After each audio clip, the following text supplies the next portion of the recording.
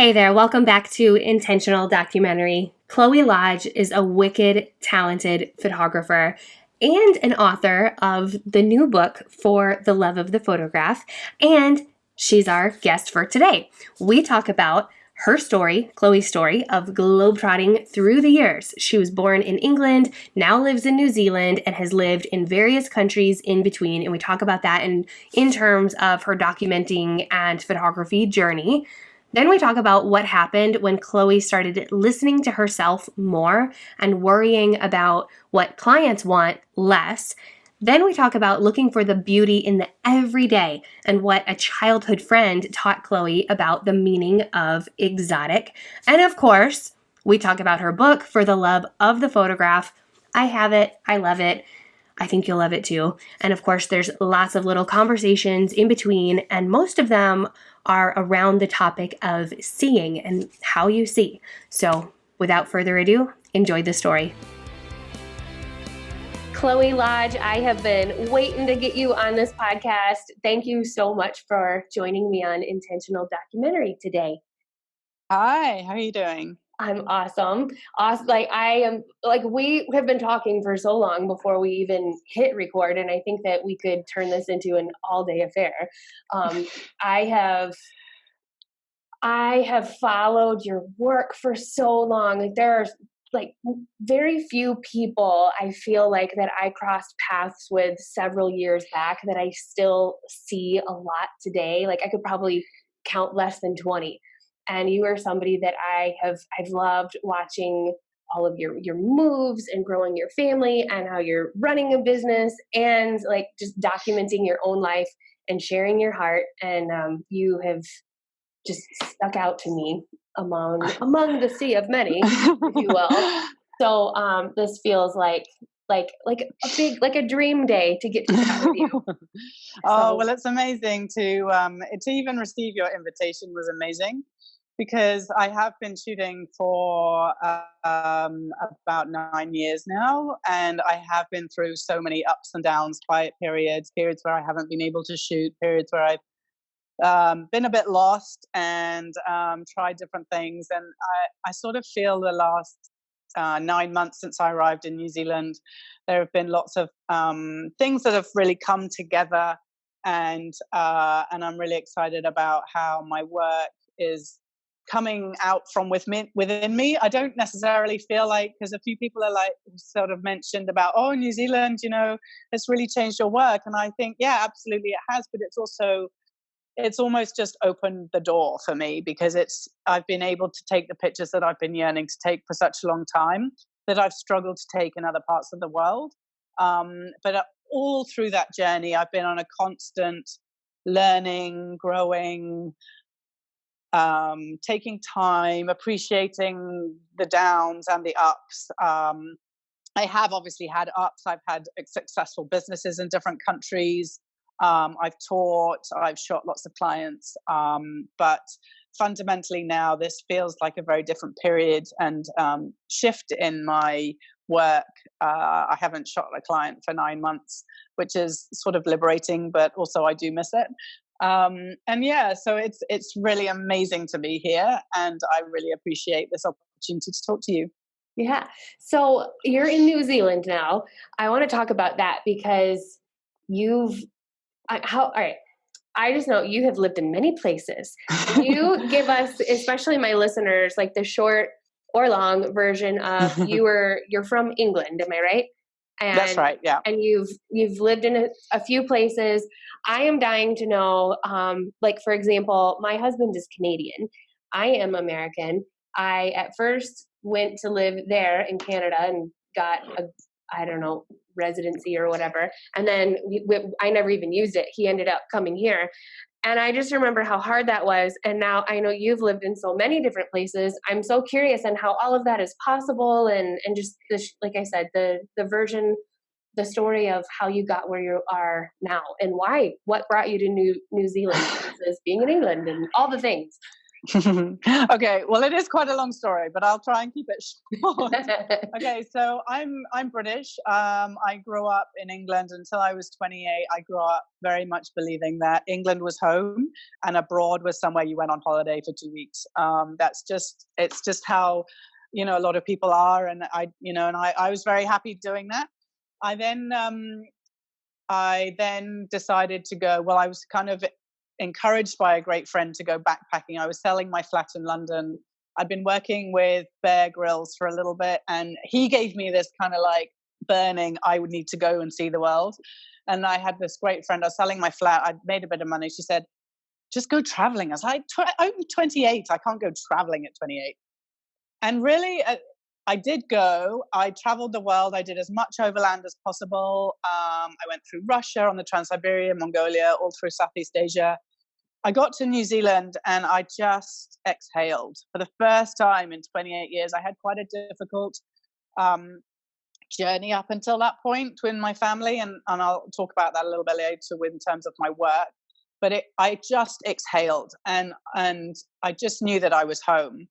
But it wasn't as simple as that then. I was here for a couple of years. I went to Australia and then I came back. And then I met my husband, who's a Kiwi. So that's fundamentally coming to the reason why we're here now, is that basically my husband is a New Zealander. Um, and then we decided, we were together, and we went to the UK for a little bit, but we always knew that England wasn't going to be where we'd settle. We got married in Italy in 2010, and we always knew we were going to be expats. And it was just a case of where. So at that point, I unfortunately lost my mum not long before I got married. And I had the opportunity after losing my mum to go and study, which is then when I decided I was going to go back to school and do my photography, because I was so in love with photography. It was actually when I was in New Zealand traveling that actually I refound my love for photography. And I was at the point where I needed to make money and I wasn't making any money with the jobs that I was doing. So I was like, right, I'm going to go back to school. And so my husband and I spent our first year of our marriage in Paris, and I studied there. And it was a bit of a dream, really, to be honest, spending your first year of marriage in Paris. And then, so I studied photojournalism and documentary photography. I did a year there, and then we were thinking about living in France, but neither of us really spoke very good French. So we were like, well, we can't really live here, honestly. And he just said to me one day, we could go and live in Malaysia, don't you? And I was like, oh, okay, then let's go there. Because it was a case of visas. So we went to KL. We were there for 2 years. I loved it. It's amazing. But there are little elements of it, safety and that sort of thing, that never really sat very comfortably with me. I was pregnant when I arrived in Malaysia. And as soon as I became a mum, what happens, your brain shifts, and you become mama bear, and you're like, and all of a sudden the world around you becomes a lot bigger and scarier. So at that point we decided that KL was not right for us. I was also struggling with the distance back to the UK, because it's 13 hours and a big time zone difference. So then we left there and we went to Dubai, where my husband has a couple of brothers. And we were there for a couple of years. Dubai is it's an amazing place. It's a really amazing place. But for me as an artist, I always struggled in Dubai. The light, the environment, the lack of green, the lack of nature, it was always a problem for me.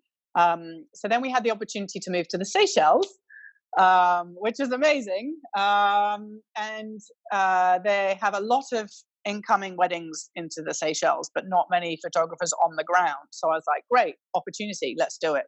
And my husband is able to move because he works for himself. So he works for himself, trading, and he's totally flexible in terms of, he just needs decent internet and and his computer, and he can leave one country, get to the next country, start up, and just carry on as if nothing changed. And so he's super flexible. It's my work. I need to sort of start again, find new clients, that sort of thing. So then we went to the Seychelles with this big idea that I was going to be the next big thing in the Seychelles in terms of wedding photography. And unfortunately, I actually got really sick within a couple of months of being in the Seychelles. For the first time in my life, I actually needed very good medical care, and they don't unfortunately have it there. So then I was back in the UK for a few months getting treatment. And then when I went and I got to go back to the Seychelles, at that point I knew that we couldn't stay because I lost trust in the medical profession and the hospital and that sort of thing. So then we went back to Dubai, which a lot of my clients were overjoyed about because they were like, "Yes, you're back, great!" So I was super busy. Yeah, it was amazing. I was like, I literally had been away a year, and I came back, and within the first 3 months, I did 40 shoots. It was unreal because, yeah, it was like, it was not like I just picked up my business. My business just went, because I also had a very big transition when I was in the Seychelles, when I got sick. I remember, we talked about it when you shared that picture of my son swimming under the water. I had a really big shift in my work when I was in the Seychelles. I suddenly just let go a lot of the fear, a lot of the worry. I also lent into, I lent into my darkness. Basically, I love having a balance of dark and light in my images. And for a long time, I'd not really appreciated that that's what I needed. And all of a sudden I was like, actually, that's definitely what I need. And then I started shooting like that, and I became happier and more confident. And I'd never like to say my images got better. I just believed in them more and believed in myself when I picked up the camera. And I think that's so fundamental when you're a photographer, because really, is there any way that we can say that this person is a better photographer than that person? I really don't believe that. I think it's just so much of how much we're listening to ourselves, how much we're instinctively shooting from our heart and instinctively taking the pictures that we want to take, rather than, mirroring what somebody else is doing or shooting what we think other people want us to shoot. So I think the transition of getting sick, listening to myself, feeling that fear, just shooting what I want to shoot, was such a build up to when I went back to Dubai, all of a sudden, so many of my clients were just, yes, let's do it. So then we were there 2 years, and we actually had no intent. We've always thought New Zealand would be an amazing place to bring up our kids, because obviously James is from here. It's beautiful. You've got the countryside, you've got the fresh air. We live 10 minutes from amazing beaches, and you've got the mountains. But we weren't really ready, because it's obviously a very long way from a lot of people that I care about. As we were talking about just before, it's also time zones. It's always really tricky. Yeah. So I was just at the point where I was like, I don't know. And then we came for a trip last July. It was the first time that we'd been back for 12 years. And my daughter had just turned 1. So we were like, let's do it now before she's walking, because obviously it's an 18-hour flight. And we were like, let's go before she's walking, and flights become really difficult for a couple of years. So we committed, and we came for a month. And within 3 days, it was a done deal. We were like, we have to come back. We just looked at each other, and we just said, why are we living in the desert when we could live here? And it was less really about the negatives of where we were living, but more about the positives of where we could live. So it kind of hit us from the side a little bit, because we weren't really expecting it. Although a few people were like, yeah, that was so going to happen. And we were like, no, it was never going to happen. So yeah, it was, from that point, it was a case. We went back to Dubai, and we just packed up our life, and now we're here. Oh And my we've gosh. been here for 9 months in a little old villa that's 110 years old, and it sits on a hill, a windy hill, and we're surrounded by trees and native bush, and we've got a couple of pigs, a couple of chickens, some cows, and a crazy dog. And yeah, it's amazing. And because of course I'm a Brit, I haven't been able to work for initially. Okay.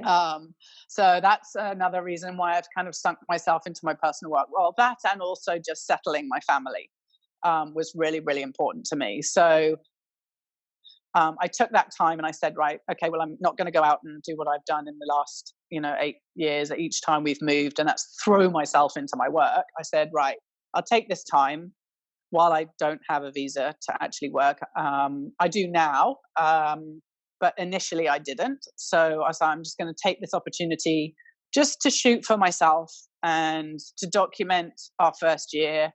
And actually, as I moved over here, I've spent quite a long time chatting to Cindy Kavanagh in Australia. Yeah. Yeah, Cindy. Cindy, Yeah. she's amazing. She's And great. so she and I sort of have spent a bit of time, and then she just messaged me one day saying, I'm thinking about doing a 365 to document my year leading up to me turning 50. I was like, oh, that's great. I was like, maybe I could do a 365 documenting our first year in New Zealand. Because already within the first 24 hours of arriving, I'd taken like 100 pictures. I was like, I could maybe do this. And I've tied 365s before and managed about 3 days. And they've always petrified me. And I've seen other people do them, and I'm like, how do you do that? I just have no idea how you make that happen. And we just said, okay, well, let's do it together. And it's under Her Wild and Precious Life. Okay. And we just said to ourselves, let's do it without any big rules, any big it doesn't matter what camera, it doesn't, sometimes Cindy, I share every picture of the day, but Cindy doesn't, and we just do it how we do it. And we've just both felt such growth and such freedom from it. And yeah, I'm less than 100 days to the end, but I don't even think that it will be the end, because now I'm so used to documenting every day. Yeah. And it's brought me more, this 9 months of documenting every day has brought me more joy and freedom and creativity than at any other point in my career as a photographer. That I'm just so grateful for it. And it's basically it's a big part of what's also fueled the images for my book as well. So yeah, it's brought me a lot. So that's a very kind of not really short story, but that's how we're Oh, here. but it's so good. Such a great story. Yeah.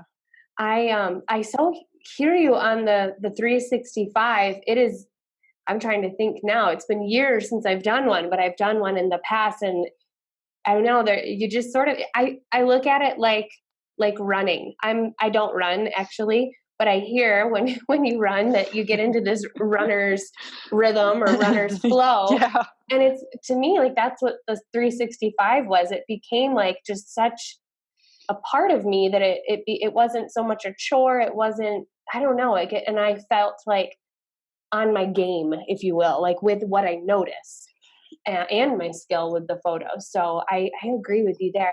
And actually about that photo that you made of your son a couple years back, I actually wrote down the quote that you wrote inside of that really jumped out at me. And this was, I think back in 2016 when you actually wrote this. In the past year or so, I've started shooting a lot more instinctively from my belly and my soul. I was wondering if you could tell us a little bit more about that, and which you have. I think what you were sharing about like looking within ourselves and less mirroring what we see online and things like that was so beautiful. But for you personally, like what did that look and feel like? And how did you start to notice that shift? Well, I think fundamentally, I've always been a bit of a storyteller in terms of when I speak, I like to give lots of detail. So I'm like, I talk about the color of the sky, and and we were here, and it was dark, and it was raining, and so for me, taking photographs is actually an easier way for me to share what I have to say, because the photograph does all the speaking. And people, I find sometimes when I'm talking, they're like, yeah, just get to the point of the story, like, because it's and I think fundamentally. And then when I went to school, and I didn't really know what I wanted. I knew I needed to work as a photographer, but I didn't really know whether I wanted what kind of. I thought I was going to be a food photographer.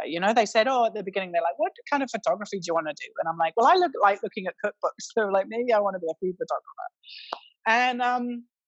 And we had to make a decision between studio and documentary. And I'm like, well, I'm not a news photographer. I am not. Like, I'm never going to go to a war zone.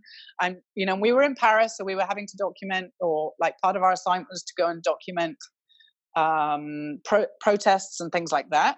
And I'm like, but that's not really who I am. So I was like totally on this fence. And I'm like, I love the creative side, so maybe I'm a studio photographer.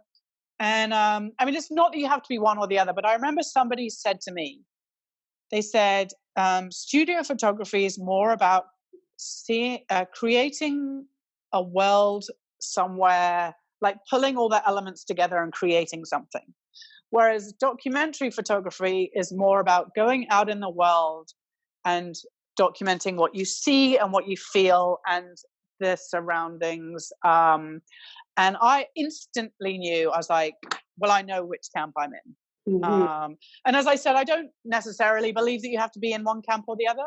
But for me, I was like, that's it, that's me. And I'm very much a case of let the universe see what the universe gives to you each day. And in terms of light, in terms of moment, in terms of, I would say probably 98% of my images are not set up. They literally are as life happens. I try and set stuff up, but I fail. It's like, even, I had someone say, oh, do you want to do a collaboration? I'll send you some beautiful shoes for your daughter, and then you can send us some pictures. And I'm like, yeah. And then I was like, no, that's not going to happen, because I just struggle to set stuff up. Like, I just love documenting what I see. And I think the transition happened for me because I was going down the route of being a service provider in terms of doing shoots for clients and thinking and trying to overthink what they wanted, trying to overthink what images, the way they wanted to see themselves, the way they wanted to see their lives, and having to create something. And it was at the point where I was sort of it was like 3 years ago that I just got to the point, and I just sat there and I said, but why am I overthinking this? I love just seeing the world and using my eyes and using my heart and using all the stuff that I've learned, because I studied art history. So I've got a lot of, I spent years, they go compare and contrast these paintings, and you have to look at the light and the form and the composition and the lines. And so I've got all of that in my head. I've got the storyteller and the observer in me.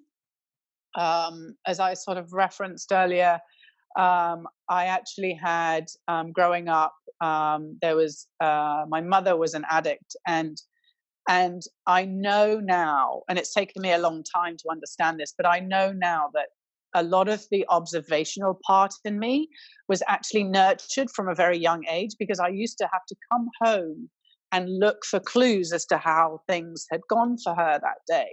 So I was like,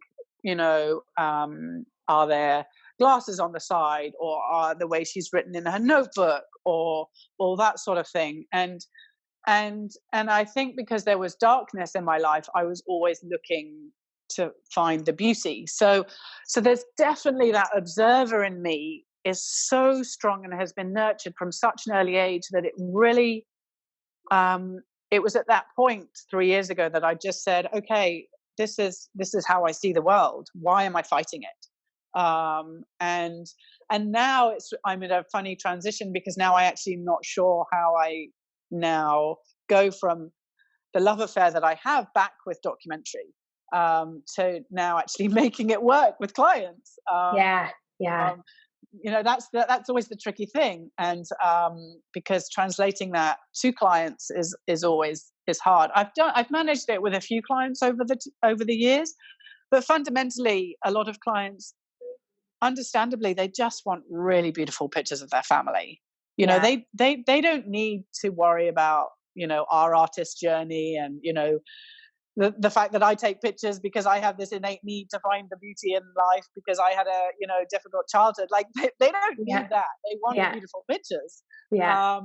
So yeah, so it's so yeah, I sort of let go of the service provider in me a little bit and move towards the artist in me, and it was that point really where I was able to free up the observational side and just really be okay with shooting what I saw and what I felt each day, which is where the 365 works wonders, because you just have to keep going. Like you say, it's like muscle memory Yeah. with the running. You Yeah. just have to keep going.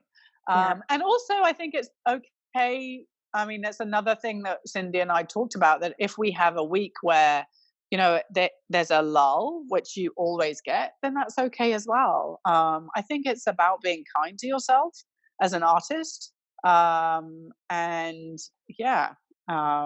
So it's I really love to document, and I really love telling stories, and if there's beautiful light, then the magic's made for me, basically. Yes. Yeah. You are. As soon as you said how you liked this balance of light and darkness, and I was like, oh yeah, that describes Chloe's photos that I see in my head to a T. You have, oh man, you're just like magnetic to those scenes that allow, like, have all of that breathing in it. Speaking of your childhood, I was reading your about page, and I loved the story you told of Claire, your friend, and I think the way that page was written was brilliant, in how you were talking about her life of travel and all of these majestic things in her home. And then you had a little asterisk um, about your town being, let's see, I wrote a note, fairly unexotic. And then you had the asterisk, and then later on it says, I realized how precious my life was.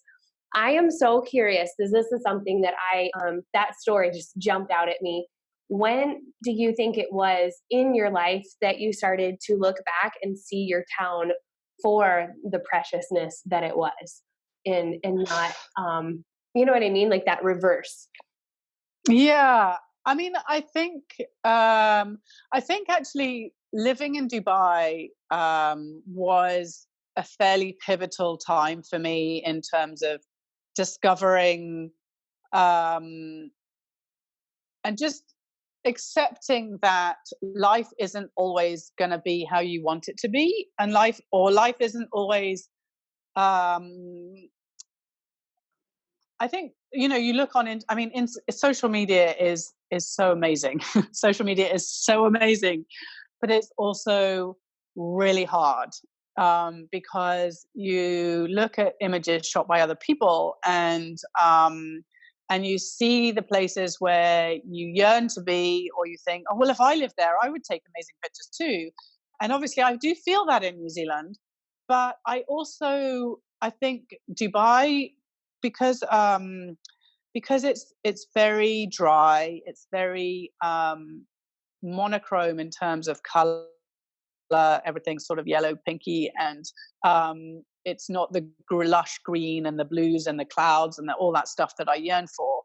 I think it really pushed me to go, okay, well, I don't have that, but the grass isn't greener. Like I'm still me, and my family is still my family, and my love for them is still such, and I still want to make the best pictures that I make. I mean, what am I going to do? Sit here in my life and not take the pictures because the circumstance isn't the most beautiful that I think that it could be. And I think it was a real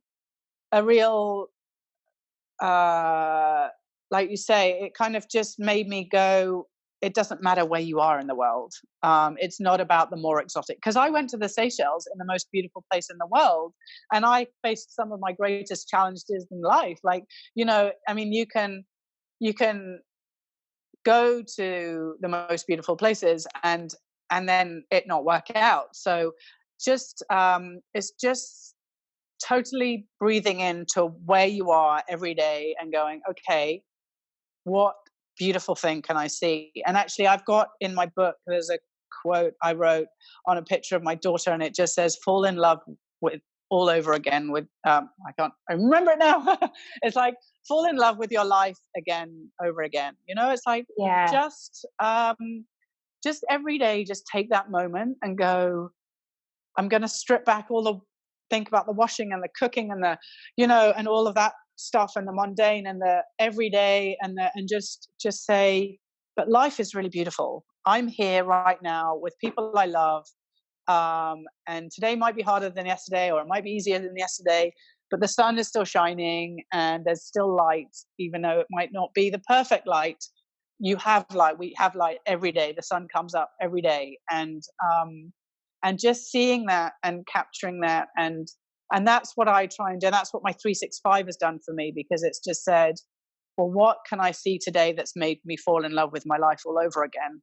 And I think that's why when I look back at the life that I had, my parents were still together. We had a beautiful dog and we had a home.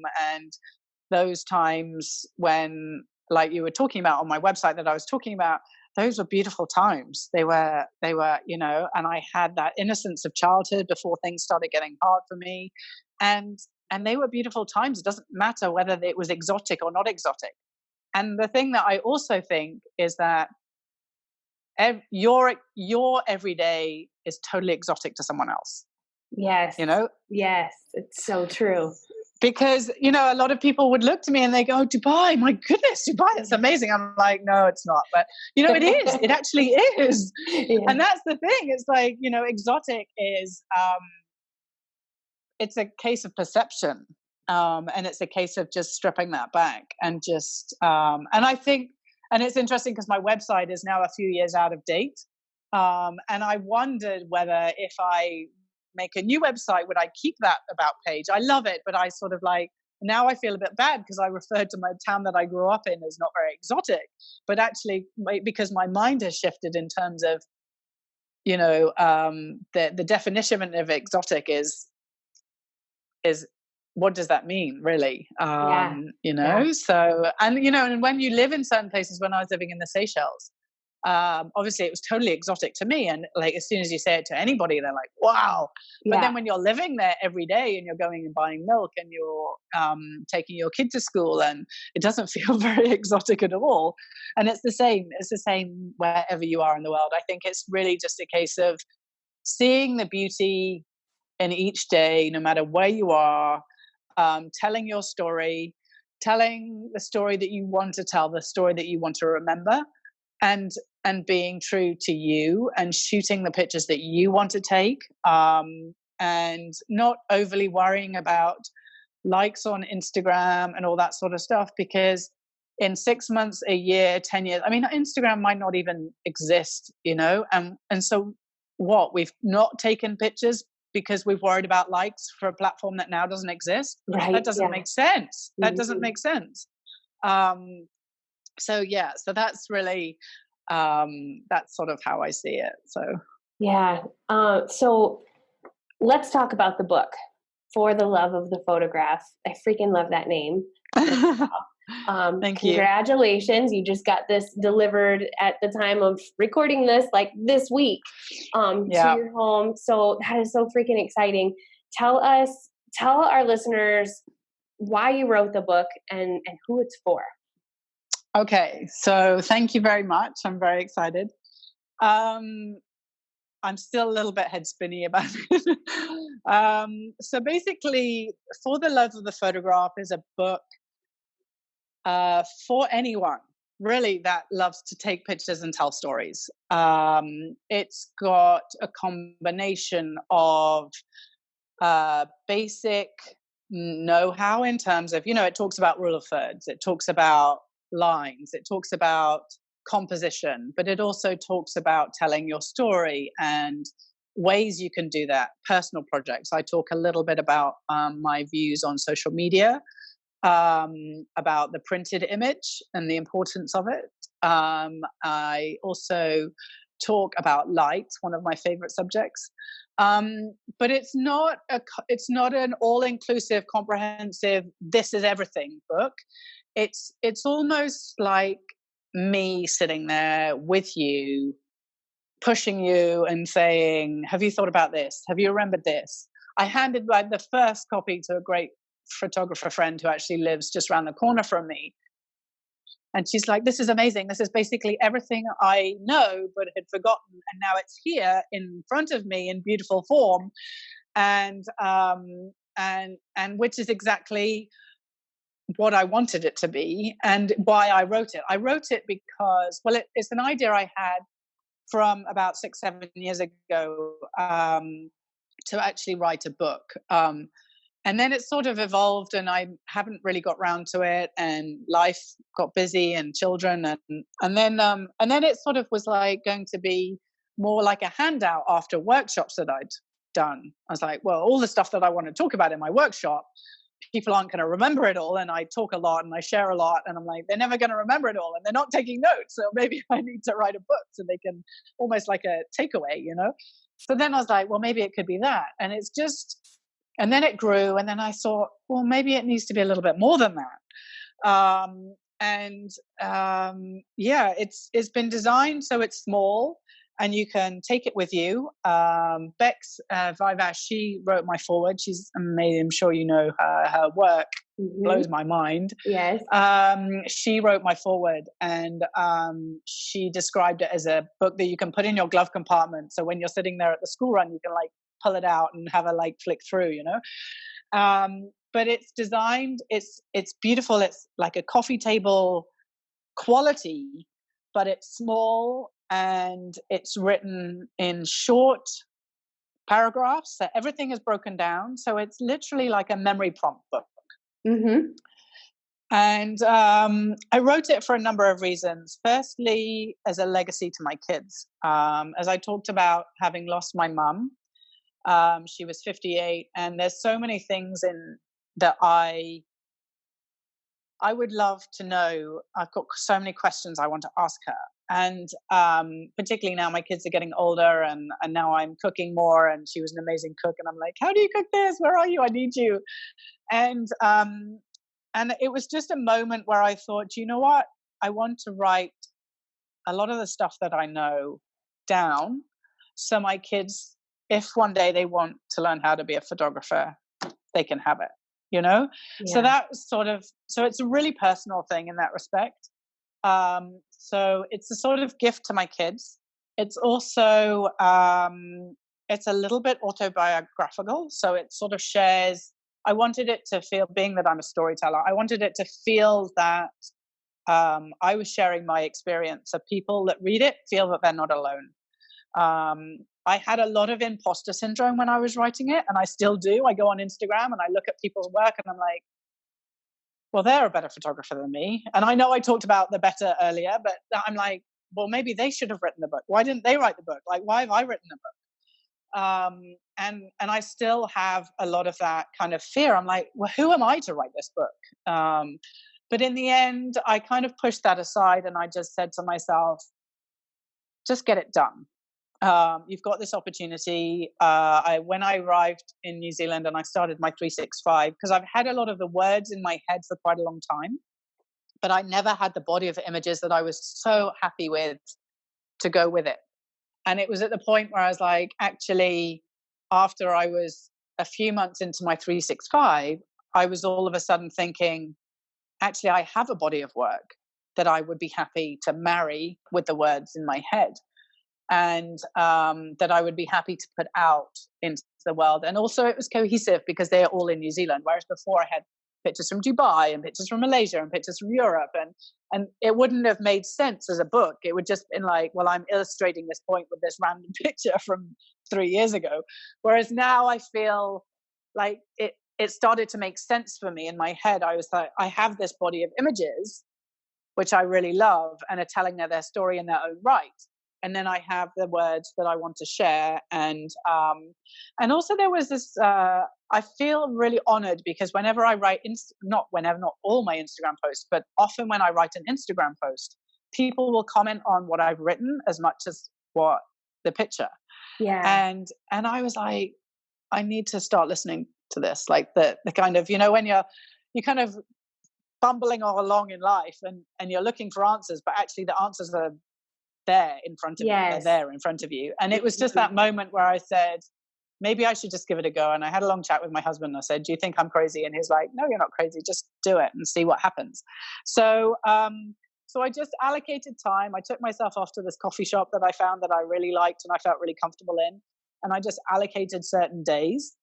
And on one of my dog walks, I'd kind of mapped out a chapter structure. So I wrote that down. And then I went to the cafe and I sat there and I had my images and I had the words and I started just brain dumping it out of my head. And then I had to edit it back. I mean, there are so many things that actually aren't even in this book. I keep thinking, oh, I should have put that in. Oh, I should have put that in. Oh, I should have put that in. Book number 2. Book number 2. Actually 3, because I think I read that this is your second book. Well, yeah. I mean, I did one in Paris when I did a portrait series on of expats in Paris, and it's a portrait series with their interviews. So I didn't want to disregard that and say, yeah, it's totally different. Yeah. But I didn't want to disregard it and say, this is my first book, because I did actually make a book and it's still available on Blurb.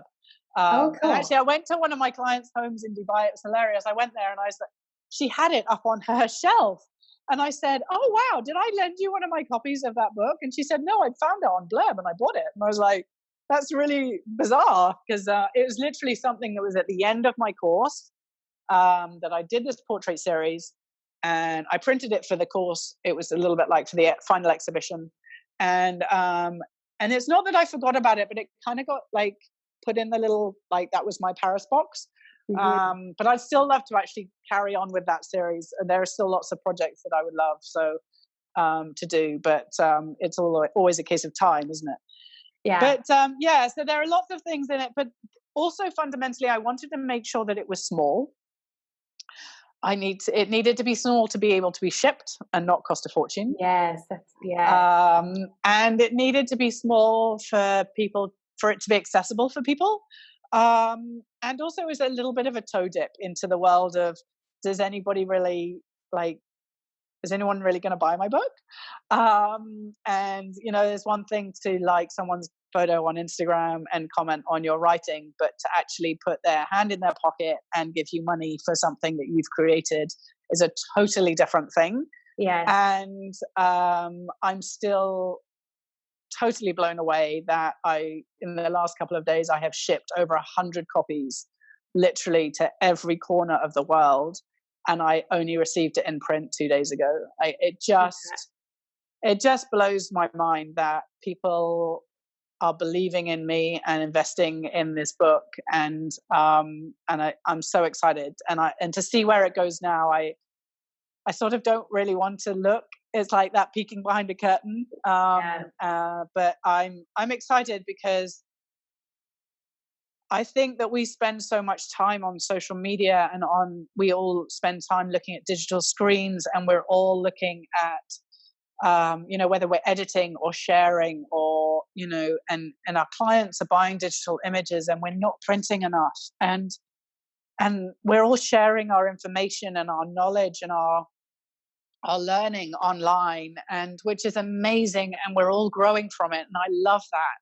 But I also feel, as I said, things change and evolve, and where in a few years is that information going to go? Is it still going to be there? I wanted to create something that people could hold and read now, or read in 6 months, or read in 2 years, or read in 10 years and go, oh, I'd forgotten about looking at the way life like that. Or, oh, that's how Chloe looks at life, but I see it differently. It's sort of a book that I want it to raise questions in people's minds. I want it to make people think, and really observe life for themselves. There's Yeah. another quote in it that I say, fill your matchbox with sparks, not your copybook with pastes, because Mm. I really think that it's about finding triggers for us rather than. I mean, there's definitely value in seeing what somebody else is doing and trying to create it, because that's how you learn, and that's how, for years, hundreds and hundreds of years, that's how artists have learned. In artist studios, that they've created what their master created to learn techniques and that sort of thing. I totally have that. I think that's totally valid and totally important. But I also feel that everybody sees the world differently. And I think we forget that the way we see the world is just as beautiful as the way the next person sees the world. Mm-hmm. And I really want people to believe in that and have faith in the way that they see it. Yeah. And so, yeah, so it's a really exciting little gem. And I can't, literally, probably as we're speaking, the first books are landing on people's doormats through their postbox. Yay! Oh, that's so So true. yeah, so I'm sort of a bit nervous about how people are going to respond when they see it. But yeah, it's my heart in 196 pages. It's basically a lot of what I love, a lot of the way I see the world. As I said, it's not definitive, and I don't think necessarily I would ever say this is the way you should take photographs. It's really about, I've called it, for the love of the photograph, a way of seeing by Mm-hmm. me, and that's really all it is. It's a way of seeing, Yeah. and I think if people can learn a little bit, enjoy the beautiful pictures, and be inspired and keep shooting, then it's done its job, basically. Yeah. Yeah. And I love the aspect too, that it's a legacy for your kids too, because because the way that you worded it was like, and if they ever want to explore photography, but even just beyond that, just exactly what you said, you've poured this is your heart. Like, what a gift to them, whether they care about photography or not, just to get a glimpse into how you see. Like, man, that is just so powerful. And I really loved what you said too um, about like it is just a way of seeing. And I think we are so in sync with how like I feel so strongly that people, I think sometimes with that learning journey, when they start to learn, they forget. I loved that word. They forget like why they, like how they see, because they get so focused on trying to learn from other people, that this just sounds so perfect. Like, it is that reminder of, hey, you see the world a certain way, explore that. So I just think this is so freaking cool. So the last thing that we'll talk about is the photo that you sent me, which is just beautiful, is just making it sound not as wonderful as it is. But it is, it is like, I just, let's just talk about it. Okay. What was going on here? I loved the layers. I loved the colors. I loved the blurriness, and it felt like life, but not like sharpened, like it's open for interpretation. Like I love this photograph. So tell us about it. And for those of you listening, I'll put it in the show notes so you can see it for yourself. Yeah, absolutely. So this photo, it was very pivotal for me, because it was a point in my 365 where it was like a letting go. I was literally, I'll be honest, living overseas and as an expat, we always had help. So I had space to create and to do my business and that sort of thing, because I always had help in the home, to help with the kids and the washing and the cooking and since we've lived in New Zealand, we don't have that help, and it's all on me, which is like the way it is for almost every woman in the world. Yeah. But for me, it's like the first time as a parent that, so the washing and the craziness is sort of 9 months new to me in many respects. So, like, hand on my heart, I've been very privileged, and I am very privileged, and that's sort of what it is. So I was in the shower And we have really beautiful light in our bathroom. We painted it blue. And the washing was hanging by the dryer, and I was looking through the shower, and I saw the washing through the water on the shower door, and I was like, wow, that's really beautiful. Like, that's really beautiful. And I was always rushing, you know, you're always rushing as a mom, you're rushing. And you're like, and I just couldn't take my eyes off it. I was just like, that's really beautiful. And I don't know why. I think it's really beautiful. It's just my laundry through the water on my shower screen. And there's nothing more than that. And I grabbed my phone. So I jumped out of the shower, I put my towel on, and I grabbed my phone. I almost slipped over. I grabbed my phone, I got back in the shower.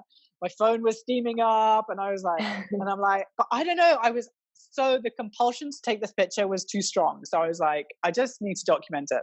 And because I was doing my 365, I was like, just document. Like you say, like we said, it's like muscle memory. I was just in that process of, I'm just going to document it. I took it, and well, I took maybe like 4 pictures, but I took it, and then I edited it a little bit, and I was really happy with it, and I didn't really think anything much more of it than that. And then I like got out of the shower, and I got dressed, and I like, you know, did what I needed to do with the kids, and then later on I went back to it, and then I did a little bit more editing. I really edit so little on my pictures, which is why in my book, actually, I don't even talk about editing, because the editing on my pictures is so little. I do a little bit of color change, occasionally straightening, a little bit of distortion correction, because I shoot with a 20mm. So if that needs to be done, I do that. And maybe the odd little clone to do a little bit of cleaning, but very, very little editing. So I did a little bit on my thing, and then I shared it on Instagram. And sort of as I shared it, it kind of suddenly, it was like this freedom of so many things came in my mind. I was like, because I was a painter, I used to paint, and I used to paint with my fingers. I used to paint oil paint, and I used to paint with my fingers because I didn't like actually seeing brushstrokes. I really just love that kind of smudgy feeling. Yeah. And I saw it there on my phone, and it's sort of like when you share on Instagram, it's almost like an accountability thing. It's like, right, it's there. And then of course you sort of say a little bit about it. And I was like, it was, and I think that's the thing, is so often I take pictures from my gut, and I see things and I take them. And it's not until afterwards that I realize how symbolic they are and how much of a self-portrait they are. Yeah. And it may just be washing on a line through a shower door, but that was me right there, right then, on that day. It was the craziness of the chores, the mundane of the chores, the water, the racing in the shower, but the artist in me coming out and saying, I want to see the beauty in this. I want to see how amazing this is, and how painterly it is, and the colors. And I get very drawn to like the blues and the golds and the like you say, and the layers. And it was just a coming together of, well, firstly, it was shot with my phone. And secondly, I'm going to share it on Instagram and not care about it, and just go, this was me today. It doesn't have a picture. It doesn't have anyone in the picture, but it has me in the picture. And then the more I see it, and the more I spent time with it, and this is what I love about photography, and I love about the printed image particularly, is that you get to spend time with the work, and you get to spend time with the image, and think about it more, and feel it more, and really appreciate what it can give you. And so, yeah, it was like the child painter in me, and the busy mom, and the documentary photographer, and there was no clever techniques. There was no, I mean, I love freelancing. Well, I'm actually don't love freelancing. I find it very clunky, but I love the results of freelancing. And I love using lens babies, and I love using all sorts of different things. But this was basic. This was with my phone, literally as I saw. So, and I think that's exactly what was so important for me, because it was a reaffirmation of just shoot what you see, because you see beauty. Just see beauty.